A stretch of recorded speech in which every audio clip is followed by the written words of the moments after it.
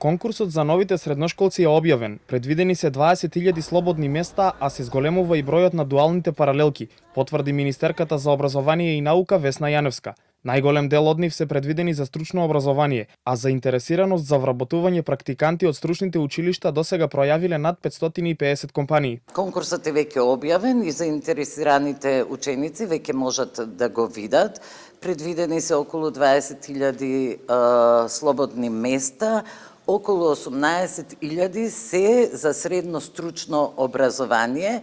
Го зголемуваме бројот на дуални паралелки во зависност од анализата на пазарот на труд во општините и во зависност од тоа колку компании се заинтересирани, но секако тој процес се подобрува и очекувам оваа година да биде на навистина задоволително ниво. Јаневска е убедена дека гимназиите нема да се соочат со недостиг на ученици, но на овој начин смета ќе се задржат младите кои ќе имаат шанса да продолжат да работат во компаниите каде оделена пракса. Не очекувам да има негативен ефект, напротив, очекувам целото општество да се прилагодува на потребите на државата, односно, вие знаете дека имаме извоз на мозоци, имаме недостаток на работна сила и тоа е проблем кој мора да се решава. Со завршување на средно стручно и постстручно, тие веднаш можат да влезат на пазарот на труд или да го продолжат своето образование, додека гимназиското образование генерално се предвидува